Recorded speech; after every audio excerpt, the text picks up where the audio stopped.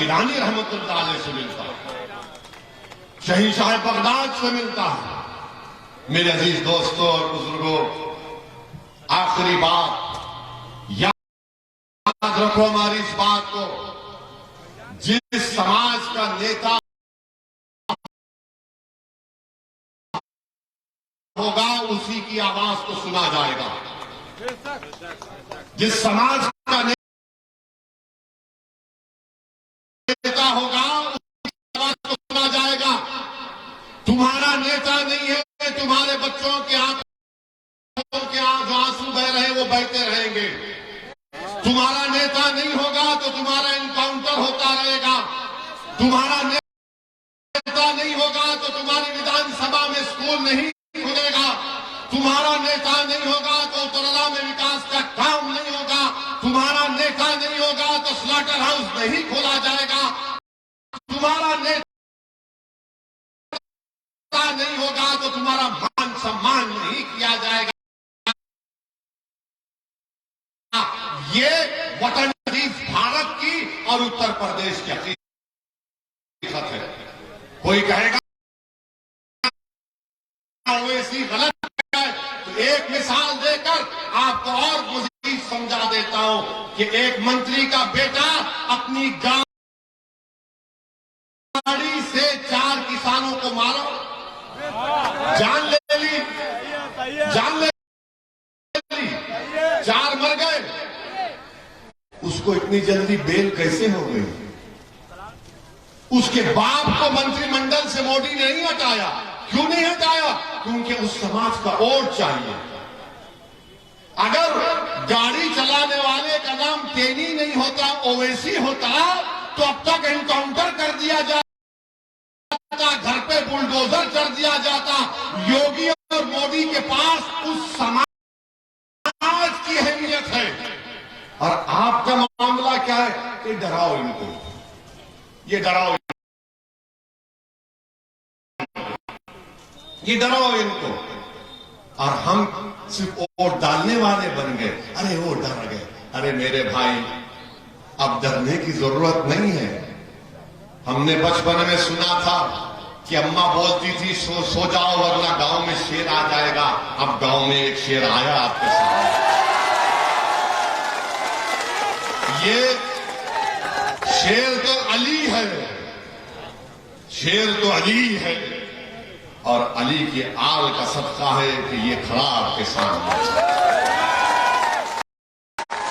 अब डरने की जरूरत नहीं है। अब आपके पास विकल्प है, अब आपके पास एक ताकत है।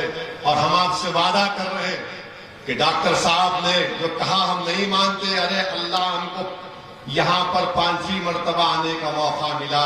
आप यकीन कर लीजिए, जब तक अल्लाह जिंदा रखेगा ओवैसी उत्तरला की जनता को पास आता रहेगा। बल्कि मैं तो आपके घर में आकर इंशाअल्लाह खाना खाऊंगा।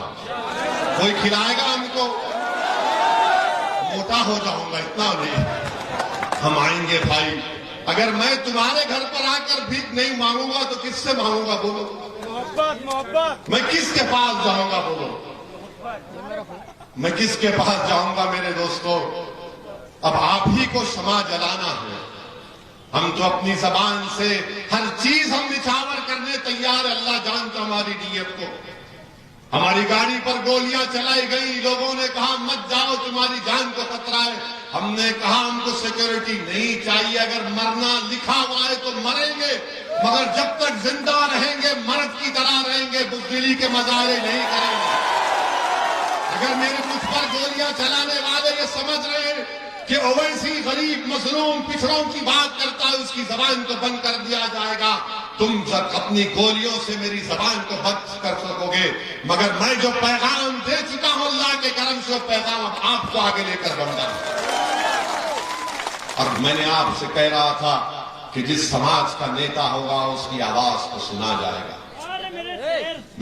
सुनो मेरे दोस्त, तुमको शेर बनना है, तुमको शेर बनना है। जब कांग्रेस, बसपा, सपा, बीजेपी वाले आएंगे तो बहादुरी के मजारे करो, अपनी मां को शर्मिंदा मत करो। हशर के मैदान में तुम्हारी मां तुम पर फख्र करेगी कि हाँ, बातिल ताकतों के तूफानों में मेरे बेटे ने बहादुरी का रोल अदा किया था कि मार्च के दिन जिसका नेता होगा।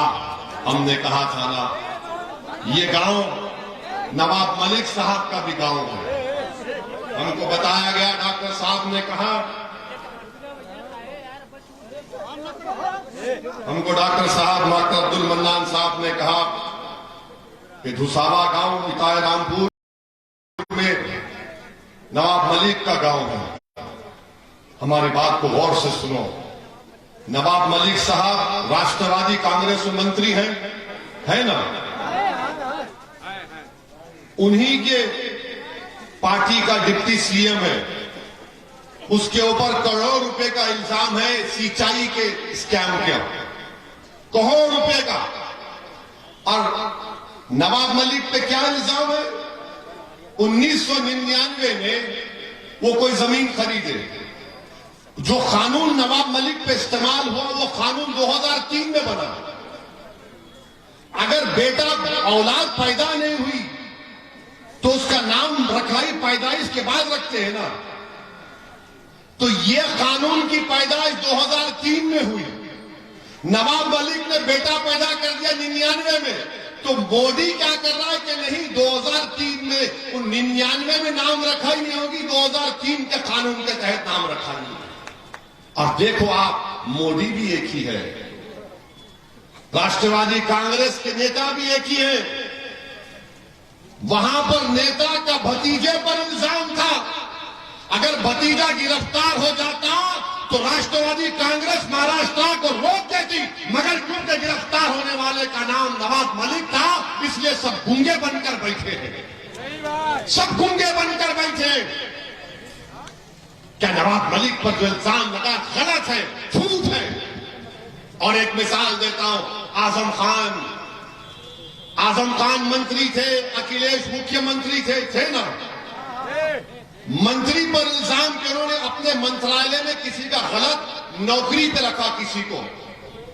आजम जेल में और मुख्यमंत्री हेलीकॉप्टर में फिर रहा है कि तुझ पर मेरी जवानी कुर्बान के नारे सुनते हुए। अगर मंत्री जेल में है तो मुख्यमंत्री जेल में क्यों नहीं है? क्यों नहीं है, सोचो आप। मैं भड़काने के लिए नहीं कह रहा हूं, सच्चाई बयान कर रहा हूं। अल्लाह मेरी जबान में इतनी तासीर दे कि मेरी आवाज आजम खान को जेल में सुनाई दे और नवाब मलिक को बंबई में जेल में सुनाई दे। हम दूसरी पार्टी के अलग अलग पार्टी में है, मगर मैं नाम के नाम पर और नाइंसाफी के नाम पर अपनी जबान को नहीं रोक पाऊंगा। तारीफत करूंगा राष्ट्रवादी की और समाजवादी की, मगर जब सच्चाई की बात आएगी, सच्चाई यही है। मेरे अजीज दोस्तों और बुजुर्गों, मैं साथ ही साथ आपसे ये भी अपील करूंगा कि आज की रात आप नवाब मलिक के साथ अनवर हाशमी और आजम खान के लिए दुआ करिए कि अल्लाह अनवर हाशमी साहब को सेहत दे। और मेरे अजीज दोस्तों और बुजुर्गों, ये हिस्सेदारी की लड़ाई है, ये बराबरी की लड़ाई है, और इसमें आप हमारा साथ दीजिए। ये उत्तराला की जनता की विकास की लड़ाई, हमारा साथ दीजिए, सरपरस्ती करिए। अगर किसी से भी कोई गलती हुई तो माफ कर दीजिए, माफ कर दीजिए मेरे भाई। आपकी आवाज उत्तर प्रदेश के विधानसभा में सुनाई देनी चाहिए। हाँ, हमारे जाने के बाद इबलीस की औलाद यहां पर आएगी, इबलीस की औलाद आएगी, आके बोलेगी ये ओवैसी तो बहुत बोल कर गया, मगर बीजेपी कांग्रेस, उनको एक ही जवाब देना, अब हम डरने वाले नहीं हैं। और अगर इंसानी फितरत है, डर अगर पैदा होता है, तो वो कर्नाटका की बच्ची ने जब उसको बलवाइयों ने घेर लिया था, उसने बीबीसी को इंटरव्यू में कहा था कि जब मैं डरती हूं तो क्या नारा लगाती हूं, क्या नारा लगाती हूं, क्या नारा लगाती हूं? अरे आवाज ही नहीं आ रही। अरे ये टन-टनाटन है, आप लोग झूम के बोलो, मस्त होकर बोलो, मजबूत होकर बोलो, एक